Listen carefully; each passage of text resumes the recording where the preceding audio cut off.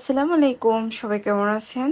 আলহামদুলিল্লাহ। আপনাদের দোয়ায় ভালো আছে। আশা করি আল্লাহর রহমতে আপনারাও সবাই ভালো আছেন। স্পেশালি রমজান মাসে তো সবাই ভালো থাকারই কথা।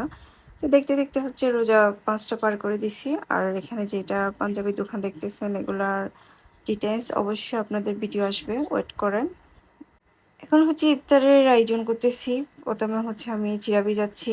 আর চিড়াটা আসলে সবসময় থাকে। চিড়াটা খেলে না আমার অনেক বেশি শান্তি লাগে। আর হচ্ছে এদিকে হালিম রান্না করতেছি। বিফ হালিম আজকে রান্না করতেছি। আপনাদের রেসিপি লাগলে অবশ্যই আমাকে কমেন্ট করে জানাবেন। আর স্পেশালি আমি হচ্ছে রেসিপির ভিডিও মেক করব।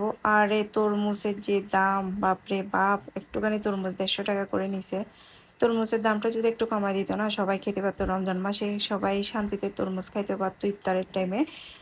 তো রোজা শেষ হয়ে যাচ্ছে, মনটাও খারাপ হয়ে যাচ্ছে। দেখতে, দেখতে ৫ টা রোজা শেষ হয়ে যাচ্ছে। আলহামদুলিল্লাহ এখন হচ্ছে ইফতারের আয়োজন নিয়ে বসে আছি। কিছুক্ষণ পর আজান দিবে, তারপর ইফতার করব। ওকে, আল্লাহ হাফেজ।